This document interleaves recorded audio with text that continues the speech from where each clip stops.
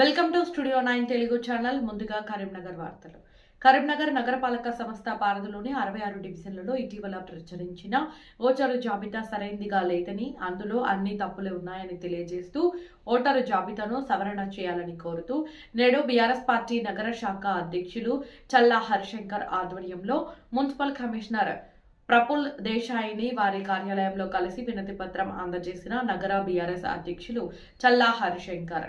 ఈ కార్యక్రమంలో వీరితో పాటు ఆయా డివిజన్ల మాజీ కార్పొరేటర్లు, బీఆర్ఎస్ పార్టీ డివిజన్ల అధ్యక్షులు, పార్టీ ముఖ్య నాయకులు తదితరులు పాల్గొన్నారు. నగరపాలక సంస్థలో మొన్న 1/1/2026 రోజు 66 డివిజన్లకు సంబంధించిన ముసాయిదా ఓటర్ రోల్ను వీరు ప్రచురించడం జరిగింది. దానిలో పూర్తిగా తప్పుల తడకగా ఆ ఓటర్ లిస్ట్ ఉన్నది. ఏదైతే జూన్ నెలలో ప్రభుత్వం హద్దులతో కూడిన జీవోని తీసి దానిలో ఏ హౌస్ నెంబర్లు వస్తాయో పూర్తిగా వివరించడం జరిగింది.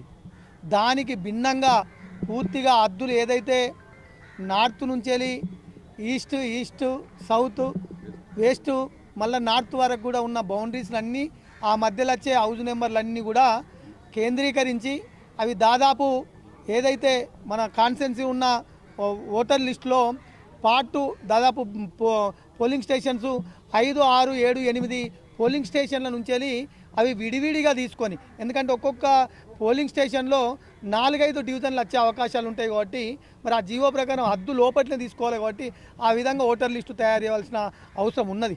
కానీ అది 7-8 పిఎస్ల నుంచి కాకుండా ఇప్పుడు వేసిన పద్ధతి చూస్తే ఆశ్చర్యమైంది. 60 పిఎస్లు 70 పిఎస్ల నుంచి తీసుకొని చేస్తే ఒక్కొక్క డివిజన్లో 100 నుంచి 1000 వరకు 100 నుంచి 1000 వరకు ఓట్లు వేరే ఓ డివిజన్లో పడడం జరిగింది. దాని మీద ఇలా బీఆర్ఎస్ పార్టీ ఆధ్వర్యంలో కరీంనగర్ కమిషనర్ గారిని కలిసి మా గౌరవ మాజీ బీఆర్ఎస్ పార్టీ కార్పొరేటర్లు, డివిజన్ ఇన్ఛార్జీలు, మరి అదేవిధంగా డివిజన్ అధ్యక్షులు, నాయకులు అందరం కలిసి వారికి రిప్రజెంటేషన్ చేయడం జరిగింది. మరి ఆ ఒక్కొక్క డివిజన్లో 100 నుంచి 1000 ఓట్లు ఈ విధంగా వేరే డివిజన్లు వచ్చినట్టయితే చాలా కన్ఫ్యూజ్గా మరి ఎలక్షన్ జరిగే అవకాశం ఉంటుంది కాబట్టి వాటిని సవరించాలి. దాంతోపాటు ఒకటే హౌస్ నెంబర్లో 4 ఓట్లు ఉంటే 4 జాల్లో రావడం, అదేవిధంగా హౌస్ నెంబర్లు సీరియల్గా రాకుండా ఒక హౌస్ నెంబర్ ఇక్కడ వస్తే దాని పక్కన ఉన్న హౌస్ నెంబరు ఒక 5 పేజీల తర్వాత రావడం, దాదాపు 1 నుంచి 5,000 సీరియల్ తయారు చేస్తే వాళ్ళు ఒక్కొక్క దానికి సంబంధం లేకుండా ఉంది.